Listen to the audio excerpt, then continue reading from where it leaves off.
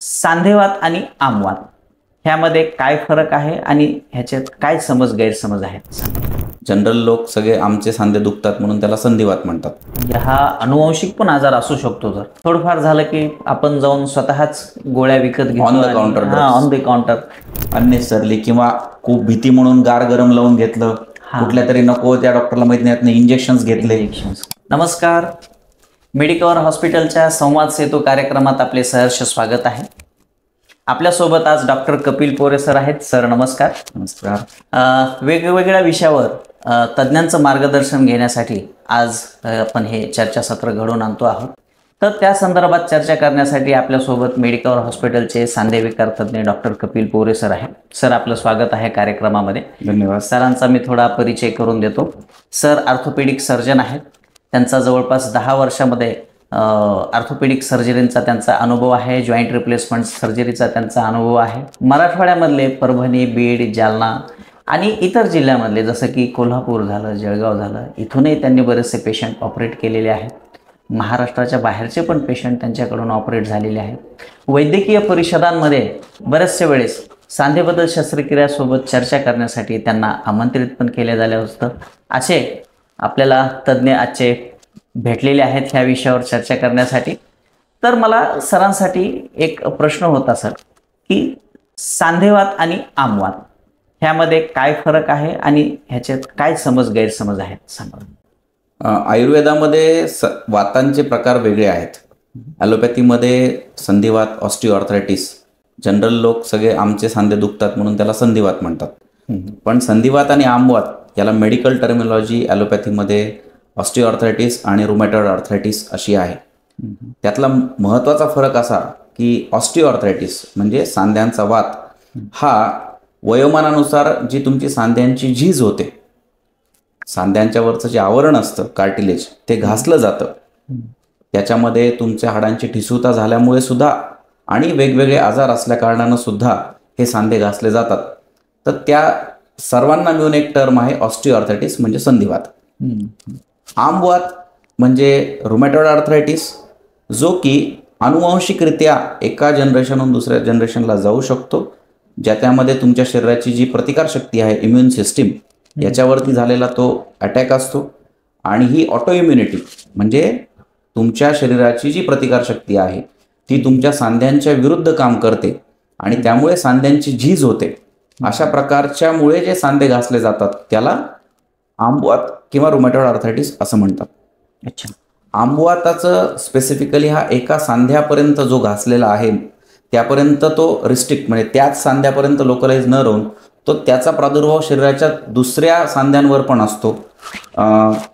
3 किंवा 4 पेक्षा जास्त जॉईंट्स घासले जाणं, शरीराची प्रतिकारशक्ती कमी होणं, तो सांधा लाल होणं, सांधा सुजणं, कधी कधी सांध्यामध्ये त्यामुळे प्रतिकारशक्ती कमी झाल्यामुळे पस पू म्हणजे इन्फेक्शन होणं, हे अशी लक्षणं या पेशंट्समध्ये असतात.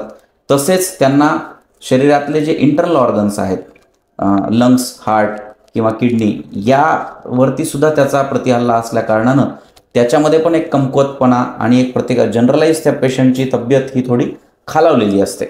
आणि अशा संधिवातामध्ये म्हणजे अशा प्रकारच्या रुमॅटॉइड आर्थरायटिसमुळे त्यांची हातापायांची हाडे, सांधे हे वाकडे होणं, हे आपण त्याच्यामध्ये एक दुर्धर प्रकार पेशंटला बघायला मिळतो. अच्छा, म्हणजे हा अनुवंशिक पण आजार असू शकतो जर. हो. अच्छा, बरं सर. एक जीवनशैली, शहरी जीवनशैली आणि ग्रामीण जीवनशैली आणि त्याच्यामध्ये अंतर्भूत असलेला आपला आहार, येस, ह्याचा ह्या आजारावर किती इम्पॅक्ट आहे, म्हणजे किती फरक पडतो ह्याचा? अगदी खरं आहे.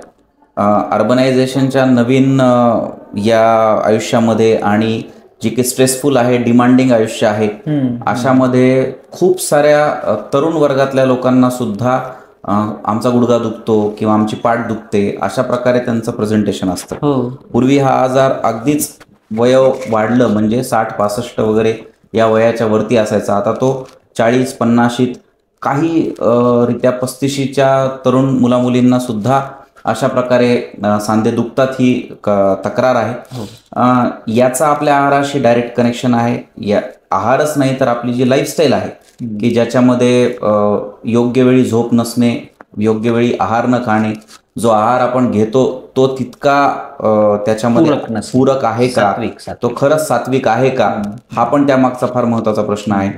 पूर्वी दैनंदिन आपल्या ऍक्टिव्हिटीज अशा होत्या की ज्याच्यामध्ये आपण खेळकर होतो, जास्त खेळायचो किंवा बरोबर. आपण त्याच्यामध्ये व्यायाम पण करायचो आणि चालणं पण कॉमन होतं लोकांमध्ये.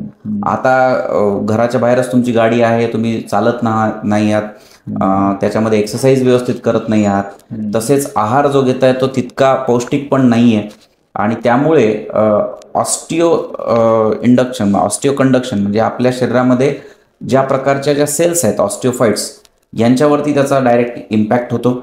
शरीराची हाडांची ठिसूळता ही शरीरात हाडा बनवण्याची सेल ऑस्टिओब्लास्ट आणि हाड घटवणारी सेल ऑस्टिओक्लास्ट असतात आणि या दोन्हीचं पर्सेंटेज जे आहे ते साधारणतः 35% इक्वल असतं. 35च्या नंतर ऑस्टिओक्लास्ट म्हणजे घटवणाऱ्या सेल्स वाढत जातात आणि थायरॉइड असेल, तुमचा आहार खराब असेल, व्हिटॅमिन डी डिफिशियन्सी असेल, व्हिटॅमिन B12 डिफिशियन्सी असेल, तुम्हाला डायबिटीस असेल, नंतर तुमची जीवनशैली अत्यंत सिडेंटरी लाईफस्टाईल असेल, तुम्ही कुठल्याही एक्सरसाइज करत नसाल, उन्हामध्ये जाण्याचं प्रमाण नसेल किंवा तुम्ही कोणतेही स्पोर्ट्स अंगीकृत केलेले नसेल, खेळत नसाल, या आणि अशा प्रकारच्या अनेक फॅक्टर्समुळे या हाड घटवणाऱ्या सेल्सचं पर्सेंटेज वाढतं, हाड बनवणाऱ्या सेल्सचं कमी होतं आणि त्यामुळे हाडांची ठिसूळता व्हायला लागते. हा एक महत्त्वाचा फॅक्टर आहे की जो ऑस्टिओआर्थरायटिस म्हणजे तुमचे सांधे घासण्यामध्ये एक ॲडिशनल तुमची ती स्पीड आहे ती वाढवतो आणि त्यामुळे तरुण वयामध्ये सुद्धा हाडांच्या ठिसूळतेचं प्रमाण एव्हाना ऑस्टिओआर्थरायटिसचं प्रमाण वाढत चाललेलं आहे. अच्छा. आणि वाढलेलं वजन सर ह्याला पण काही? अगदी वाढलेल्या वजनाचा तुमच्या पर्टिक्युलरली अप्पर लिम नाही पण लोअर लिम म्हणजे हिप जॉईंट, नी जॉईंट आणि अँकल जॉईंट, पर्टिक्युलरली नी जॉईंट्स याच्यावरती जर तुमचं वजन जास्त असेल तर त्याचं घर्षण हे जास्त होतं. अच्छा सर, आता काय की पेन म्हणजे दुखणं म्हणलं की ते कुणालाही नकोच असतं आणि ठीक आहे शहरी भागामध्ये किंवा अगदीच ग्रामीण भागामध्ये असतील. आजकाल काय आहे की जाणं, स्वतःच दुकानावर जाणं, मेडिकल शॉप्स आजकाल सगळ्यांच्या जवळपास झालेले आहेत. थोडंफार झालं की आपण जाऊन स्वतःच गोळ्या विकत घेतो ऑन द काउंटर. ते कितपत मदत करतं किंवा हानिकारक करतं त्याच्यावर? अगदी महत्त्वाचा प्रश्न आहे आणि समाजाच्या दृष्टिकोनातनं प्रत्येकाने याचा नक्कीच विचार केला पाहिजे. असं काही नाही की तुम्ही हीच पॅथी फॉलो करा किंवा ती पॅथी फॉलो करा. होमिओपॅथी, युनानी, आयुर्वेदा, ॲलोपॅथी या सगळ्या पॅथीज ज्या आहेत त्याच्यामध्ये आपापल्या प्रकारे ट्रीटमेंट करण्याची त्यांची पद्धत आहे. मी फक्त ॲलोपॅथीचा अभ्यासक असल्या कारणाने मी बाकीच्या पॅथींवर फार बोलणार नाही, पण अगदी ऑन द काउंटर जे ड्रग्स आहेत त्याच्या मागे किती डोस घेतला गेलाय, किती दिवसांसाठी घेतला गेलाय, हा ज्ञान नसल्या कारणानं बरं वाटतं, दुखतंय मग मी जाऊन पेनकिलरची गोळी घेऊन येते किंवा मी जाते आणि इंजेक्शन लावून घेते. याच्याने खूप सारे पेशंट्स हे फार लहान वयांमध्ये त्यांच्या किडण्यांवरती, लिव्हरवरती खूप बॅड इफेक्ट झालेला आहे आणि तो तुम्हाला अशा प्रकारे आजार करू शकतो की जो इररिव्हर्सिबल होऊ शकतो, ॲनाल्जेसिक नेफ्रोपॅथी. त्यामुळे मी रिकमेंड करेल सर्व प्रेक्षकांना की ऑन द काउंटर मेडिकेशन्स तुम्ही घेऊ नका. तुम्ही ज्या गोळ्या खाताय त्या गोळ्यांचा पण तुमच्या शरीरावर एक परिणाम असतो. त्यातलं ज्ञान नसल्या कारणानं कोणत्या गोळ्या आपण किती दिवसांसाठी घ्यायच्या, का नाही घ्यायच्या, हा जो त्यातला तज्ज्ञ डॉक्टर आहे, जो तुमच्या एरियात आहे, जो व्यवस्थित सुशिक्षित आहे, त्यांना तुम्ही हे प्रश्न ते मेडिसिन्स प्रिस्क्राईब करताना देखील विचारू शकता आणि त्यानुसार तुम्ही त्या मेडिसिन्स घ्याव्यात. Yes sir. आणखीन एक पुढचा प्रश्न असा होता की सर्वच सांधेदुखीसाठी सर्जरी लागते का, ऑपरेशन लागतं का? हां, अगदी महत्त्वाचा प्रश्न आहे आणि हा खूप मोठा एक भीतीदायक प्रश्न आहे की आम्ही डॉक्टरांकडे गेलो, पर्टिक्युलरली ऑर्थोपेडिक सर्जन्सकडे गेलो की आम्हाला ते एक तर गोळ्या कधी देतील पण ते लवकर सर्जरी सांगतील, बरोबर ती. तर असं नाही आहे मित्रांनो. प्रत्येक ऑस्टिओआर्थरायटिस, प्रत्येक एक सांधा घर्षण झाला, गुडघ्याचा असो किंवा कुठला, की त्याला लगेच सर्जरी लागते असं अजिबात नाही. सांधा घर्षणाची प्रक्रिया ही खूप वेळ घेणारी प्रक्रिया आहे. बरेच महिने, कधी कधी बरेच वर्ष लागतात ज्यावेळेला तुमचा सांधा हा पूर्ण खराब होतो. पण सांधा घासण्याची ही प्रक्रिया अवस्थेनुसार असते. ग्रेड 1, 2, 3, 4 हळूहळू हा सांधा घासला जातो. आणि मी आधी जसं मेन्शन केलं की prevention is better than cure. जे मी फॅक्टर्स सांगितले ते फॅक्टर्स जर तुमच्यामध्ये असतील काही आजार तर त्या पर्टिक्युलर डॉक्टरांकडनं त्याची ट्रीटमेंट घ्या. जसं थायरॉइड, डायबिटीस आहे. आणि जर तुमची लाईफस्टाईल मॉडिफिकेशन करा, डाएट आणि एक्सरसाइज करा, सो दॅट तुमचे आहार हे चांगला असल्या कारणानं, एक्सरसाइज चांगले असल्या कारणाने सांधा घासलाच जाणार नाही. आणि इवन सांधा घासण्याची प्रोसेस सुरू झाली असेल तर तुमच्या कन्सल्टिंग ऑर्थोपेडिशियनकडनं तुम्ही हे जाणून घेऊ शकता की त्याची अवस्था कोणती आहे, पहिली, दुसरी, तिसरी, चौथी. त्याचं कारण असं आहे की अगदी सुरुवातीच्या अवस्थांमध्ये, पहिल्या दुसऱ्या अवस्थांमध्ये खरंच कुठल्याही प्रकारच्या सर्जरीची गरज नसते. जर अगदी तिसऱ्या अवस्थेमध्ये किंवा त्यांचं वय 50-55च्या अराउंड असेल आणि activity of daily index living ADIL म्हणजे तुम्ही नॉर्मल चालता, वजन घेऊन चालता, दूर अंतर चालता, पायऱ्या चढउतार करता, कारमध्ये बस उठ करता किंवा तुम्ही काही स्पोर्ट्स ॲक्टिव्हिटी करता. बरेच जणांना 40 नंतर एक ॲथलेटिक ॲक्टिव्हिटी किंवा आम्ही जिम्नॅस्टिक करावा अशी एक आता आम्हाला रिकॉग्निशन झालं की आम्ही आता व्यायाम करावा की आम्ही आजपर्यंत करू शकलो नाही, थोडे आणि मग त्याच्यामध्ये ते सुरू करतात. तर त्याच्या वेळेला काही वेदना होतात आणि मग त्यांना प्रश्न पडतो, अरे मला आता मग बदलावा तर नाही लागणार गुडघा, लाईक दॅट. तर तुम्हाला हे जाणून घेणं गरजेचं आहे की तुम्ही त्याचा जो तज्ज्ञ डॉक्टर आहे त्याच्याकडे जाऊन जर काही गरजेच्या असतील तर रक्ताच्या तपासण्या, गरजेच्या असेल तर एक्सरेज करावे आणि त्याच्यामध्ये खरंच सांधा तितका घासला आहे का हे बघावं. जर अर्ली अवस्था असतील तर त्या अवस्थांमध्ये फक्त वेट रिडक्शन करणे, ऑर्थोबायोलॉजिक्स म्हणून मेडिकेशन्स येतात, म्हणजे ल्युब्रिकेशनचे मेडिकेशन्स, काही तात्पुरत्या स्वरूपात अँटी इन्फ्लेमेटरी मेडिकेशन्स आणि चांगला व्यायाम, याच्याने तुमचं ते दुखणं कंट्रोल राहू शकतं आणि तुम्ही नक्कीच सांधेरोपण शस्त्रक्रिया पुढे ढकलू शकता. हां, अगदी जर स्टेज 4 अवस्था असेल, अगदीच गुडघा खूप वर्षांपासून घासतोय, तर त्या अवस्थांमध्ये मात्र ऑपरेशनशिवाय पर्याय नाही. पण ते आधी पाहणं गरजेचं आहे. खरं आहे. योग्य वेळी आपण तज्ज्ञाचा सल्ला घेतला तर हे आपल्याला टप्पे आधी कमी करता येतील आणि बऱ्याचशा गोष्टी रिहॅबिलिटेशन लेवलवर असतील. फिजिओथेरपी आहे किंवा आजार होणार नाही अशा प्रमाणातच जर वाढणार नाही प्रमाणातच जर ह्याचं आपलं डायग्नोसिस झालं तर त्यावर इलाज करता येईल. आणि तज्ज्ञाच्या सल्ल्याच्या शिवाय जर आपण काही गोळ्या वगैरे घेत असू ते पण हानिकारक आहे. तज्ज्ञांचा सल्ला घेणे, त्रास असेल तर लागलीच तज्ज्ञांना दाखवणे आणि त्यांनी सांगितल्याप्रमाणे पुढच्या स्टेप्स फॉलो करणे. आता सरांनी सांगितलं आपल्याला की सर्जरी हे त्यामध्ये शेवटचा पर्याय आहे, सर्जरी. अगदी बरोबर. तर सर हे सर्जरी प्रत्येक रुग्णामध्ये लागते का? आणि सर्जरीच्या नंतरचं आयुष्य, ठीक आहे सर्जरी रिकमेंड केली, रुग्ण पण तयार झाला, त्याच्यानंतरचं आयुष्य कसं असतं त्याचं?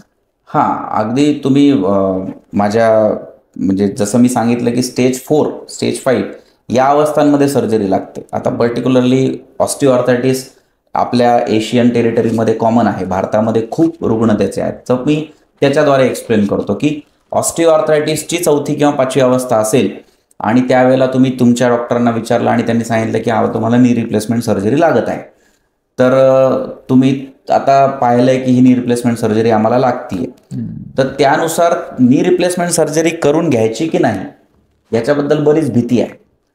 तर माझं सांगणं हे राहील की नी रिप्लेसमेंट सर्जरीचा सक्सेस हा मुख्यतः 4 फॅक्टरवर असतो.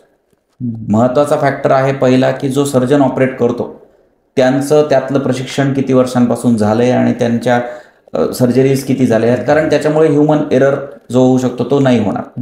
नंबर 2 जे तुम्ही सांधे वापरता त्यासाठी ते सांध्यांची क्वालिटी किती चांगली आहे, कारण खूप साऱ्या कंपन्या आहेत त्यातली चांगल्या प्रतीचा सांधा, कारण इट टेक्स अ कॉस्ट. ज्यावेळेला चांगला सांधा म्हणलं की त्याला त्याची किंमत लागते आणि शासकीय अनुदान जसं हृदयाच्या सर्जरीला मिळतं तसं या सर्जरीसाठी शासकीय अनुदान मिळत नाही. इन्शुरन्समध्ये होऊ शकते, ते एक फॅक्टर आहे, पण अदरवाईज पेशंटला त्याची कॉस्ट बिअर करावं लागते, which is a major cost. सांध्याची कॉस्टच चांगली असते, पण चांगले सांधे हे चांगले वर्ष टिकतात. 20 ते 25 वर्ष सांधे चांगले टिकू शकतात जर तुम्ही ते चांगल्या प्रकारे सर्जरी केली आहे आणि सांधा पण चांगला आहे. हा झाला नंबर 2 फॅक्टर. नंबर 3 की पेशंटचं शारीरिक व्याधी काय, पेशंटला दुर्धर दुसरे आजार आहेत का. जसं मी बोललो संधिवात म्हणजे रुमॅटॉइड आर्थरायटिस, आमवात, याच्यामध्ये त्यांची प्रतिकार शक्ती कशी आहे, हा एक महत्वाचा फॅक्टर आहे. डायबिटीस, त्याच्यामध्ये पेशंटला डायबिटीस खूप वाढलेला असेल तर पेशंटला जंतुसंसर्ग होऊ शकतो. नंबर 4 पेशंटला युरिनरी ट्रॅक इन्फेक्शन आहेत का, ओल्ड एज पर्सन्सला असू शकतात. डेंटल इन्फेक्शन्स आहेत का, हे आपल्याला बघणं गरजेचं आहे. आणि सगळ्यात महत्त्वाचा हार्ट एलिमेंट, 60, 65, 70 या वयोगटातल्या स्त्री पुरुषांना बरेच बाकीचे असल्यामुळे त्यांच्या हार्टचा कुठला ना कुठला एलिमेंट निघू शकतो. बीपी असतं, पेशंटला ब्लॉकेजेस असतात. सो हे सगळं मॅनेज करून जर योग्यरित्या डॉक्टरांनी त्याचा प्रोटोकॉल फॉलो केला तर मग त्यांना ती रिस्क आपल्याला कमी करता येते. आणि नंबर 4 की ऑपरेशन केल्यानंतर नेमकं माझं जे आयुष्य आहे ते कसं राहील, की ज्याच्यामध्ये पेशंट म्हणून मला काय फॉलो करायचं, मला किती अंतर चालायचंय, मला कोणते व्यायाम करायचे, कोणते व्यायाम करायचे नाहीयेत.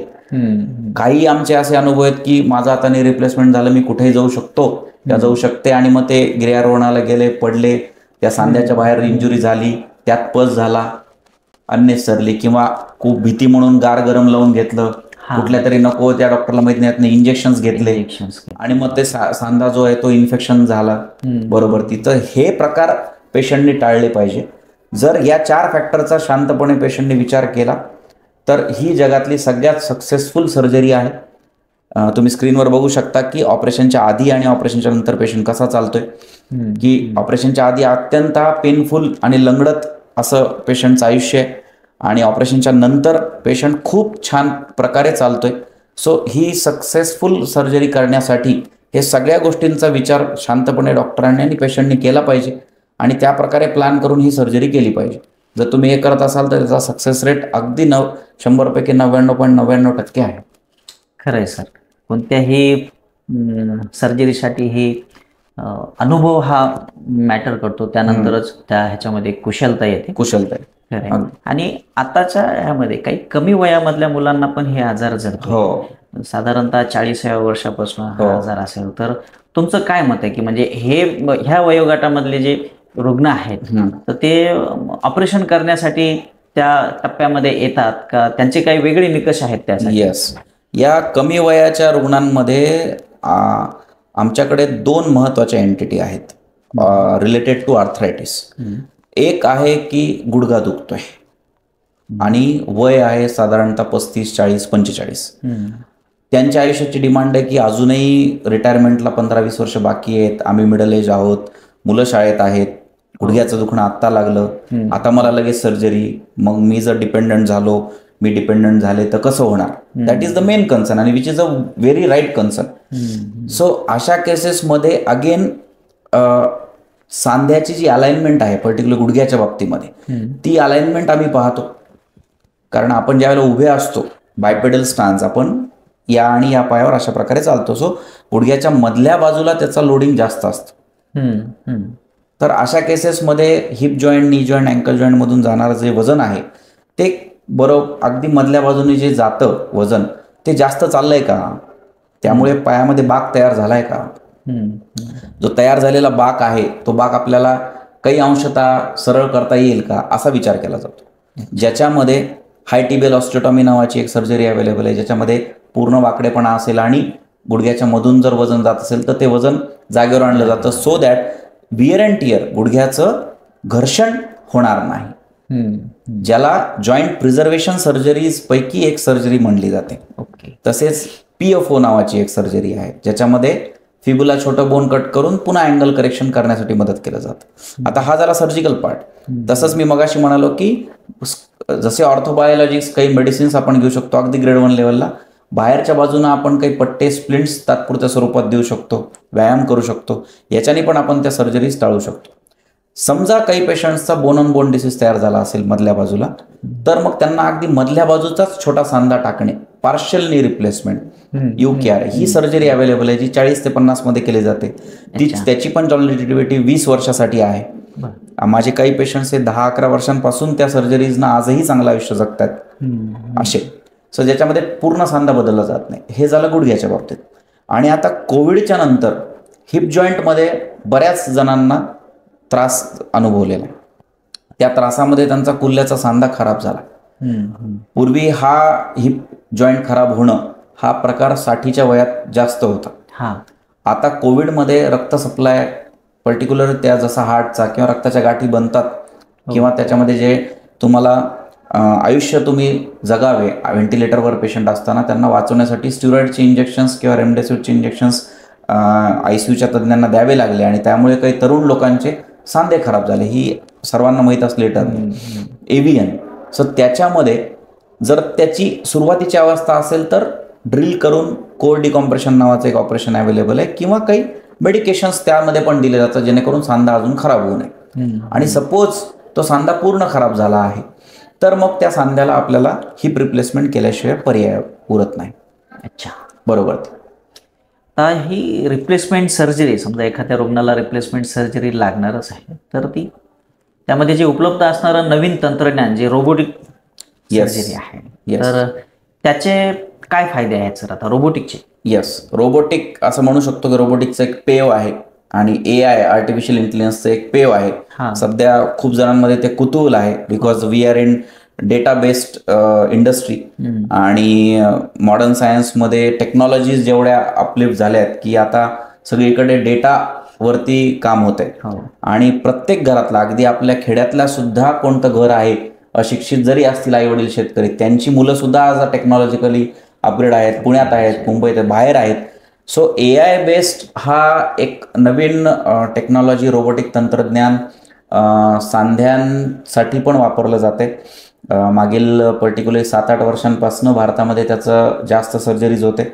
आम्ही इथे छत्रपती संभाजीनगर मेडिकल हॉस्पिटलला सुद्धा रोबोटिक तंत्रज्ञानाने सर्जरीज करतो, ज्याच्यामध्ये आम्ही नी रिप्लेसमेंट सर्जरी रोबोटिक तंत्रज्ञानाने करतो.